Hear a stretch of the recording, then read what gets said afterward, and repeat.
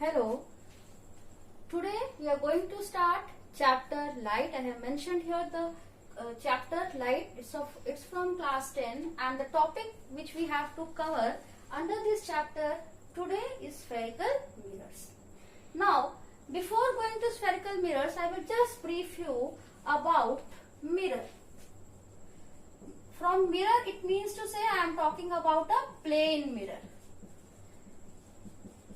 I am mentioning here plane mirror. Now, what is a plane mirror? What is a plane mirror? Plane mirror is a mirror which is having a flat reflecting surface and that is polished from one side. So, I have drawn here a picture of a plane mirror. All of us are aware with the plane mirror. All of us are having plane mirrors at our home and daily we use plane mirror. So, if we are having a plane mirror, why we have to study about spherical mirrors? Now see, when light falls on a plane mirror, the light which is reflected from the plane mirror will be parallel to each other. See, these are the incident rays and these we have traced reflected rays. But if we have to converge, again I am saying the word converge. If we have to converge or diverge, the incident rays, then we have to use special type of mirrors under the name spherical mirrors. So now we have concept clear that why we have to use spherical mirrors, that if we have to converge or diverge the incident rays, we have to use spherical mirrors. Now what is converging? Converging means to meet at a point, one point, and diverge means to spread out, to spread in different directions. So sometimes if you are traveling on a highway or a road, it's mentioned over there diversion. So diversion means to spread in different directions. Fine. So now we will move to our main concept of spherical mirrors. So spherical mirrors are of two types which we have to discuss today in this topic. Spherical mirrors are of two types. One is convex, and the other one is concave.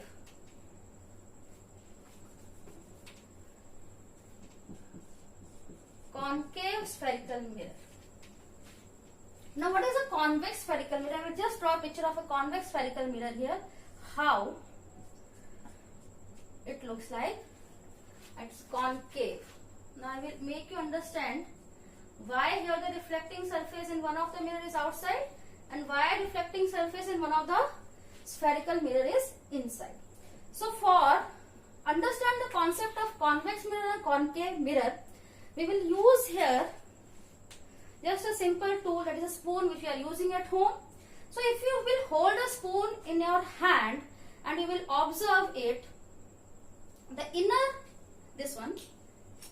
surface of the spoon here, it behaves as a cave. So it will be a concave spherical mirror. See, it's not a concave spherical mirror actually, because mirror is formed with the help of a glass surface. But here if you see, it gives an outlook of a concave spherical mirror, cave. You will feel here like cave. And this will give you convex surface, outer surface will give you a convex surface. Again, how are the images formed by a concave and convex surface mirrors?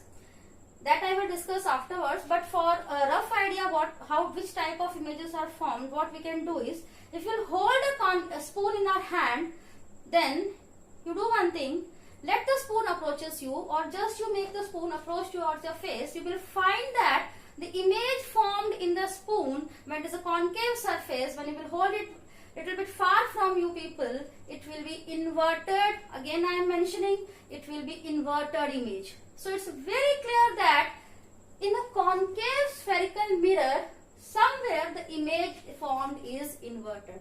Now see, I am again changing the surface. You can do it with me also. If you will hold a spoon like this, and if you will see the outer surface, this one bulged outward surface, what you will get? Your image will be erect. So your image will be erect with the help of a convex surface. So it means that convex gives an erect image, concave gives an inverted image. Now, convex gives an erect image, concave gives an inverted image. Fine.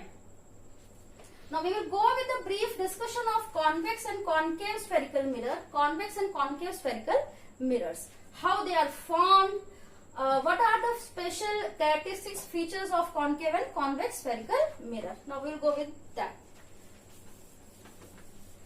So here now, I will start with the concave. Before that, how the spherical mirrors are formed. It's very important to make out how the spherical mirrors are formed. How the spherical mirrors are formed. So, for getting into the concept, I will just draw a hollow sphere of glass. See, it's a hollow sphere of glass. All of us know that if we polish one side of a glass, we will get a mirror. We are aware with this concept. When a glass is being polished from one side, we get a mirror. Fine. So it's a hollow sphere of glass. Now, if I will consider a small part, if I will consider a very small part of this sphere and polish it from outwards, see, I will get a part like this. So again we are getting a part. So how we can describe this as, what I have done, I will describe it like this, that a hollow sphere here, a hollow sphere is there, and the part of that hollow sphere, if it is polished outwards, a part of a hollow sphere which is polished outward is known as a concave mirror. Very simple. So how a spherical mirror is formed? We are having a hollow sphere of glass and we are just polishing one part of that sphere, small part of that sphere, and then we get, if it is outwards polishing, we get a concave mirror.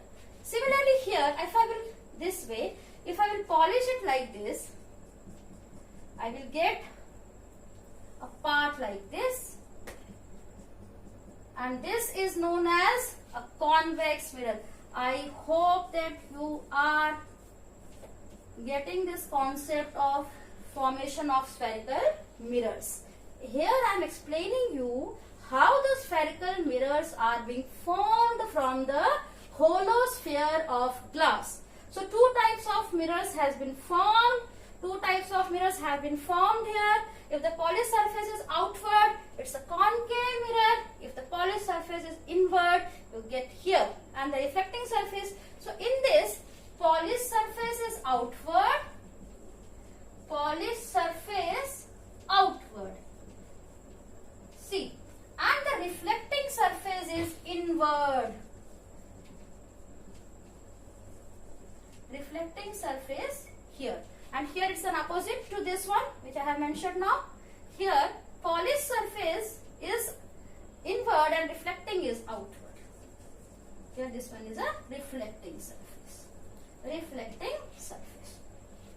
Now this is very much clear, I think so.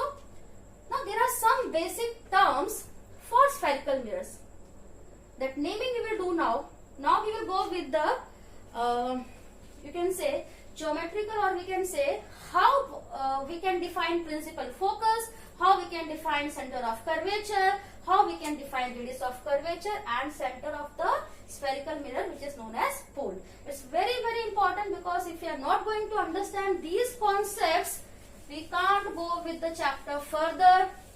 So please, all of you, those who are doing this, may take out your pen and note down along with me. See, now till we have done a plane mirror, types of spherical mirror. Now we are going how the spherical mirrors are formed, and now I am going with the concept of naming the important features of spherical mirrors. First of all, there is a term known as center of curvature. Center of curvature. It's common to both the spherical mirrors. The terms which I am defining now will be common to both the spherical mirrors. Fine. Center of curvature. Now what is center of curvature? I will go with the abbreviation here, COC. So if you have listened to me, what I have said, that a spherical mirror is a part of hollow sphere of glass. A spherical mirror is a part of hollow sphere of glass which is being polished. Fine. This means that we are having a sphere, it is having one center. So, if I am polishing it outwards, I will get again. But this part is a part of a hollow sphere. So, it means that if you will draw a whole circle of this part, you will get a center for this. So, this center, which is a center of a hollow sphere for a spherical mirror, of which a spherical mirror is a part, is known as COC. Center of curvature. So, center of curvature for a concave spherical mirror, is in front of the concave spherical mirror. You can say, see, it's front of a sphere. Or you can say, center of curvature for concave spherical mirror is in front of the reflecting surface also. You can say, center of curvature for a concave spherical mirror is in front of the mirror. Now what about center of curvature for convex? So for convex we have to go with the polishing like this. So again we get a part of a hollow sphere, but you see here, this is the reflecting surface.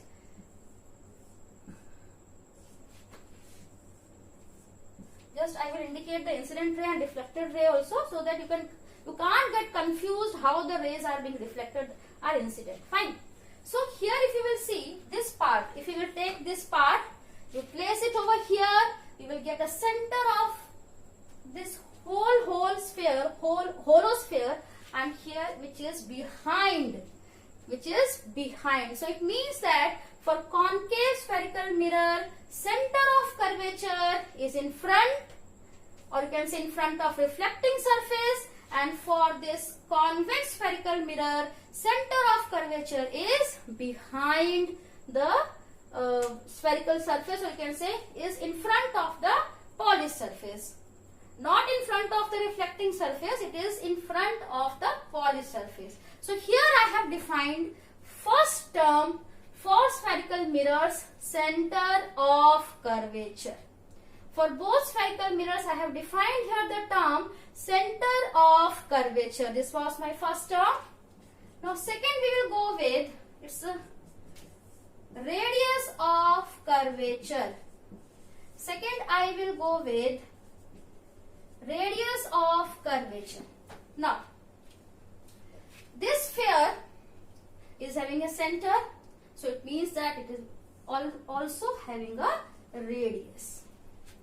It is also having a radius. So this radius of curvature, this is the radius of curvature.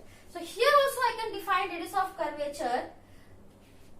This is the radius of curvature. Or before defining radius of curvature, I will explain you what is pole of spherical mirror. Then it will be easy for you people to understand the concept of radius of curvature. Fine. So before that I will go center of curvature, and second I will go for pole. Now what is pole? Pole of spherical mirror. Pole. P-O-L-E. spherical mirror, please listen here, carefully you listen this term. Pole of spherical mirror is the center of the spherical mirror. Pole of spherical mirror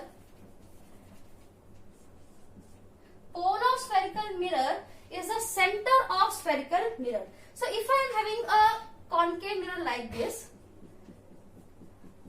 then this surface or this curve, you say, this curve will have a center which is known as pole. So please make it clear that pole is the center of spherical mirror, and center of curvature is the center of the sphere of which our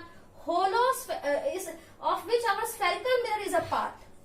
Center of curvature is the center of the hollow sphere of which the spherical mirror is a part. Center of curvature is not having any concern with the spherical mirror. Center of curvature is defined for the center of the sphere of which the given spherical mirror is a part, and pole is defined as the center of the spherical mirror.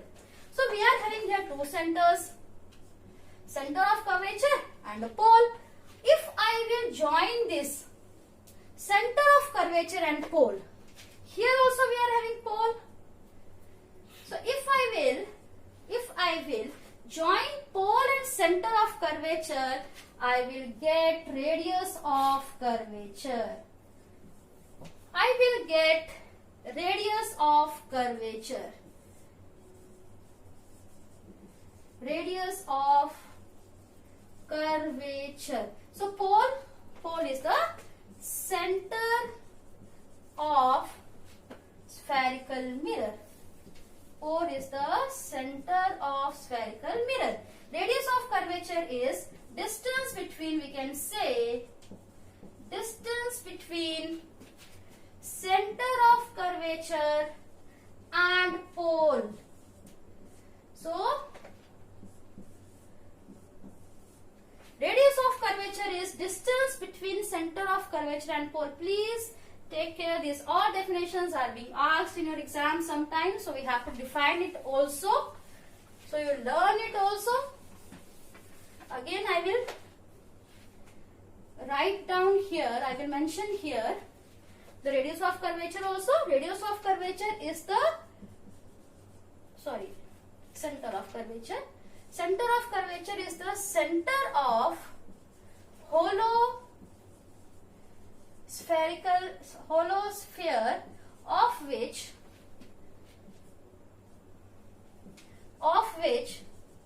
the spherical mirror is a part. So you may learn the definitions like this also. Center of curvature is the center of hollow sphere of which the spherical mirror is a part. Pole is the center of spherical mirror. Radius of curvature is the distance between center of curvature and pole. So here I have completed 3 terms of spherical mirrors. No. Now there are 2 more terms. And this topic we will go with the next part, that will be principal focus. Principal focus of concave and convex mirror we will go with. Principal focus of concave and convex mirrors.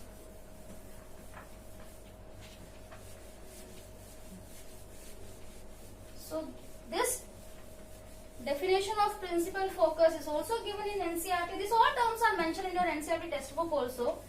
So you may go through that part, read it once, because NCERT textbook is mandatory now for your MCQs part. So for first of all, I will go with principal focus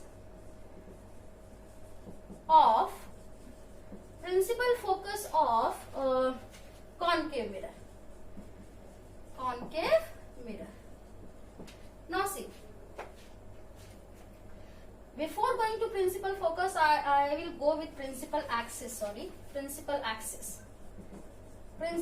Now what is this principal axis? Principal axis is nothing but an extended ray, you can say, Now we are aware where we have to point or mention pole. We know this. For concave, we are having a pole at the center. The center of the whole sphere is our center of curvature, and the distance between center of curvature, we know that it is radius of curvature. Fine. Now this distance between center of curvature and pole, if I will extend on both the sides, I will get a principal axis. This horizontal ray which is extended, which can be extended, which may be extended on both the sides of the spherical mirror, is known as principal axis. Now, principal axis is clear now. Now next is principal focus. Principal focus. Now we know that the incident rays which are coming far from an object, if my object is very much far from the spherical mirror, then my incident rays will be like this, parallel to each other. Now when the incident rays are parallel to each other, they will reflect and meet at a point after reflection, because it's a concave mirror, so it's a converging mirror. It converges light. It's a converging mirror. It converges light. So this point where the reflected rays are, so again I will mention here, concave mirror converges the incident rays. Concave mirror converges the incident rays. So here incident rays which are parallel to each other, after reflecting or after reflection from the spherical mirror, meet at a point. This point is known as principal focus. This point is known as principal focus. Again, the distance between principal focus and pole, distance between principal focus and pole is known as focal length. Focal length of the spherical mirror. Focal length of mirrors is, our mirror is not supposed to change, or is not changing with any of the geometrical or physical changes. These geometrical changes, but physical changes, the principal focus of mirrors does not change, but lenses may change. That we will discuss, go with the topic lens. But for mirrors, principal focus does not change and the focal length does not change for the mirrors. So what is focal length? Distance between principal focus and pole is known as focal length. So here I have mentioned everything about the concave mirror. It's a converging mirror. It converges the incident rays to a particular point. This point is known as principal focus. The distance between focus and pole is known as focal length. This is focal length. And the distance between center of curvature and pole is known as radius of curvature. And if the line or the ray is extended on both the sides from the pole to the center of curvature, and there also we call it as a principal axis. Now the same we will go for a convex mirror. You see that here everything is goes in a real manner. We say that principal focus is real for a concave mirror. Center of curvature is real for concave mirror. Radius of curvature is real for concave mirror. Now we will go with the concept of convex mirror. So you please draw it. Now we will go with the concept of convex mirror.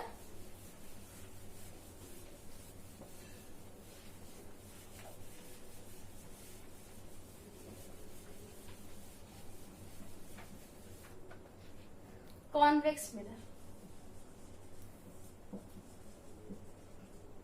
This is our convex mirror. We know that the center of curvature for convex mirror, now only we have discussed, is behind the mirror, that is in front of the polished surface. So if the center of curvature is behind, this one is our pole, so this distance ROC will be also behind. Okay, fine. Now this is our principal axis. Now these are the incident rays. These are the incident rays which are striking the convex surface, but convex surface, the nature of convex surface is diverging. Diverging. It diverges the incident rays. So it will diverge the incident rays in different directions. See, these are diverged reflected rays. These are incident rays. They are coming from far away object, and these are reflected rays which are diverged. Fine. Now if you will see clearly, these reflected rays, they appear to just meet at a point. Appear, see, please take care of the word here, appear.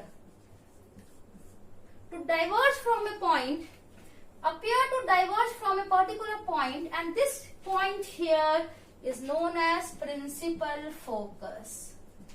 This is known as principal focus for a convex mirror. So for a convex mirror, the focus is not a real point, it's a virtual.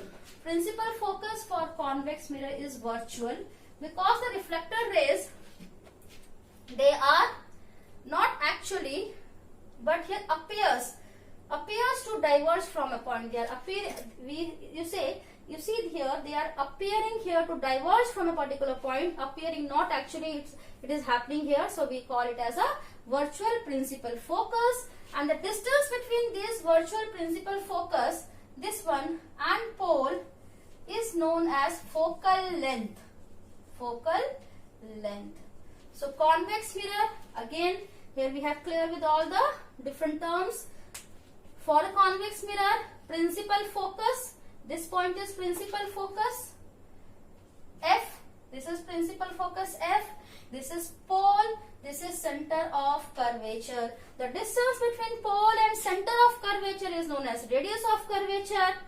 The center of the spherical convex mirror is known as pole, and the point at which the reflected rays appear to diverge from is known as principal focus. So now here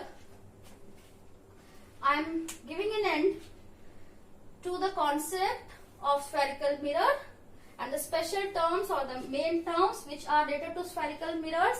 So here I am ending up with the terms which we have defined today are principal focus, center of curvature, radius of curvature, principal axis, and pole of the spherical mirrors.